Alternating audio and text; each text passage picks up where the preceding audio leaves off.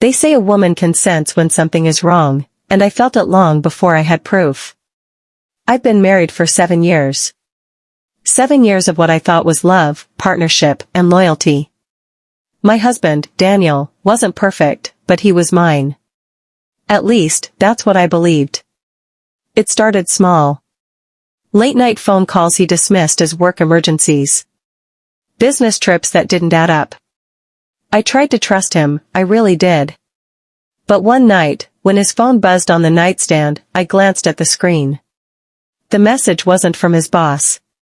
It was from someone saved as Aunt Claire, but the words? I miss you. When will I see you again? My chest tightened. We don't even have an Aunt Claire. I confronted him the next morning. He laughed it off, kissed my forehead, and told me I was being paranoid.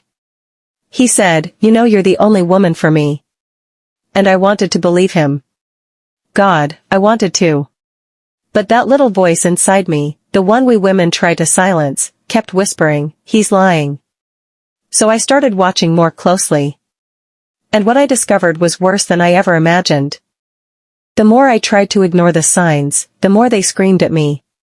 Every time Ethan's phone buzzed, he would tilt it away from me, angling the screen so I couldn't catch a glimpse. When I asked who it was, he'd brush it off with a quick work stuff and change the subject. One night, while folding laundry, I found a movie ticket stub in the pocket of his jeans. The date on it matched the evening he told me he had to stay late at the office. I stared at the faded print, my stomach twisting into knots. We hadn't gone to the movies together in months. I wanted to believe there was an explanation, maybe he went with coworkers, maybe it was just a mistake. But deep down, a small voice whispered that something was terribly wrong. The tension between us grew heavier each day. I caught him smiling at his phone, a softness in his eyes I hadn't seen directed at me in a long time. My heart sank as I realized he was still capable of that kind of tenderness, just not with me. One evening, I decided to test him. I casually asked, "How was work today?" He hesitated for a fraction of a second, then launched into a story that felt rehearsed. My instinct screamed that he was lying. Later that night, when he was in the shower, I unlocked his phone using the passcode I had memorized years ago.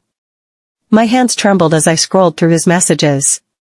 Most of the conversations were mundane, but then I saw a thread with someone named Claire. My chest tightened. The messages weren't explicit, but they were intimate, jokes, late-night check-ins, and inside references I didn't understand.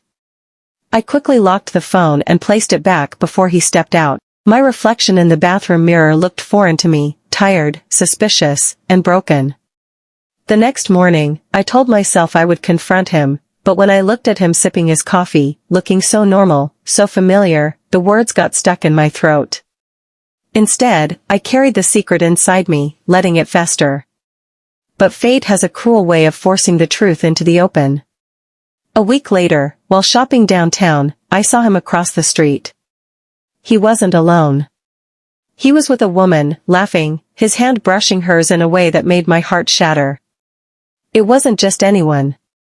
It was Claire, and in that single moment, my world tilted on its axis. I couldn't sleep that night. Every time I closed my eyes, I saw Ethan's hand brushing Claire's arm, the way they leaned in too close, as if sharing a secret I wasn't meant to hear.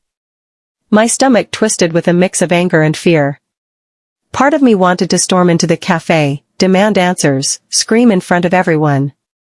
But another part, calmer, colder, knew I needed proof. The next morning, I pretended everything was fine. I kissed Ethan on the cheek, made him breakfast, smiled when he talked about work. But inside, I was already building my plan. I needed to know how deep this went, how long it had been happening, and if I was living a lie the whole time. I started small. While Ethan was showering, I carefully checked his jacket pockets. Receipts, nothing suspicious, until one caught my eye. A dinner bill, dated last week. A fancy restaurant we had never gone to together. My chest tightened. 2 entrees, 2 glasses of wine. A romantic dinner. When he left for work, I sat in the kitchen, staring at that receipt for hours. My hand shook, but there was no turning back now. I wasn't imagining things. Something was happening. That evening, I followed him. I told him I had plans with a friend, smiled like nothing was wrong, then waited until he left. I trailed him carefully, my heart hammering every time his car slowed. He wasn't going to work like he said. He drove across town and parked in front of an apartment building. Minutes later, Claire walked out. She was dressed casually, like she belonged there. And then Ethan got out of the car. They didn't kiss. They didn't even touch. But the way they smiled at each other, it was enough. They went inside together. I sat in my car, gripping the steering wheel so tightly my knuckles turned white. Tears blurred my vision, but I refused to cry. I needed to stay sharp. This wasn't just about love anymore. This was betrayal. When Ethan came home later, he smelled faintly of Claire's perfume. I could recognize it anywhere now. He kissed me on the forehead like nothing was wrong, and asked how my evening went. I forced a smile, lying through my teeth. But inside, something had shifted. I wasn't just suspicious anymore. I knew. The question was, what was I going to do about it? That night, I sat on the edge of my bed with the receipt still clutched in my hand.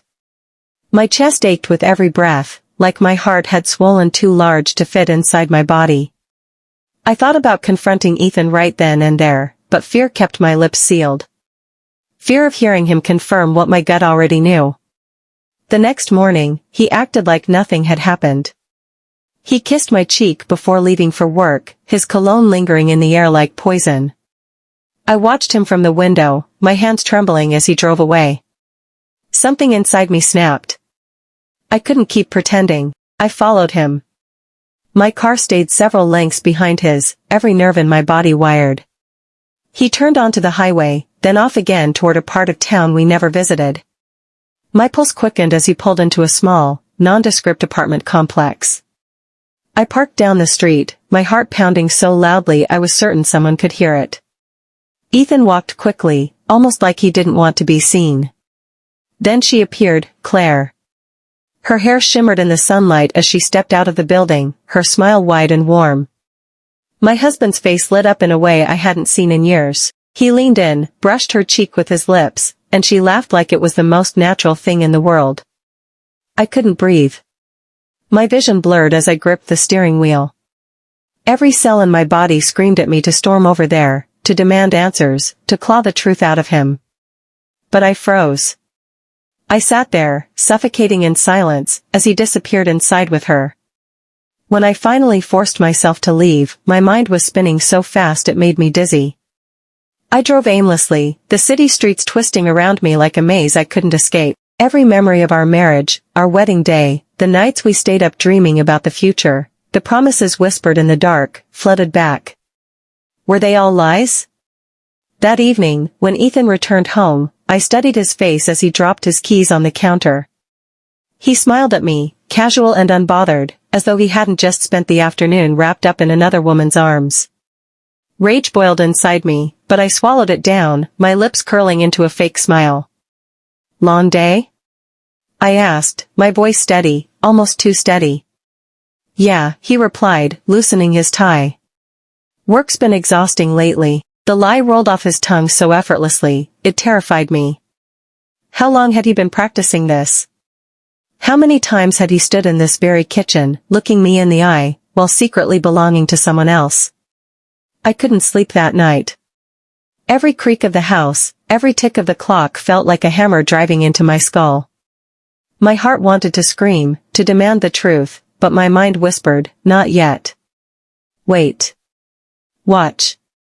So I waited.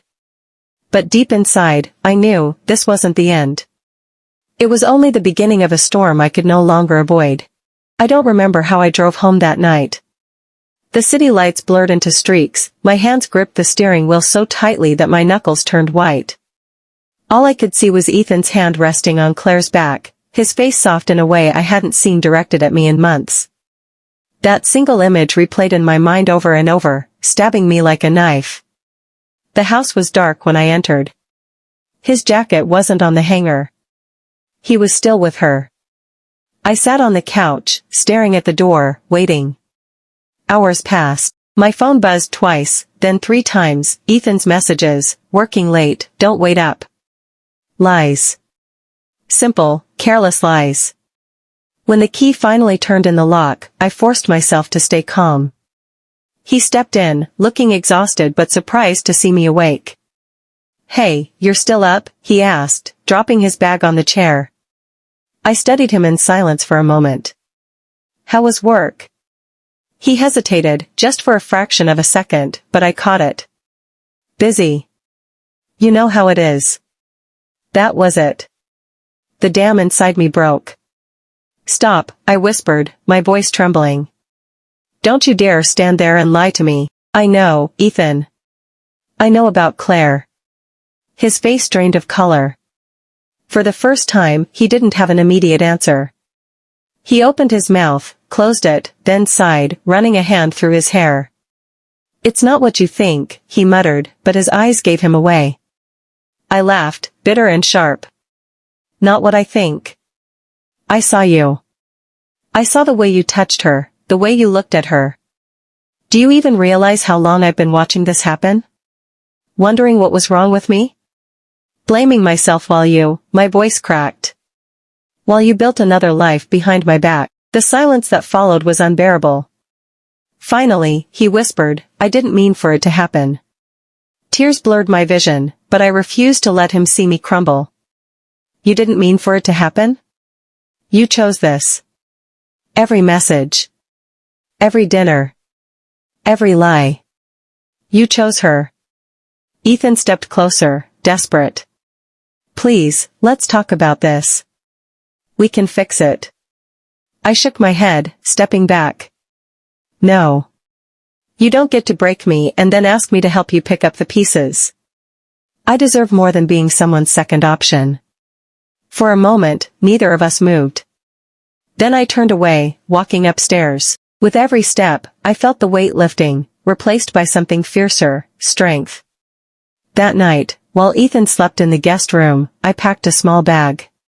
Not all of my things, not yet. Just enough. As I zipped it shut, I realized something: this wasn't the end of me. It was the beginning of finally choosing myself. When I left before sunrise, the world felt strangely quiet, but inside me there was a storm that would one day turn into freedom.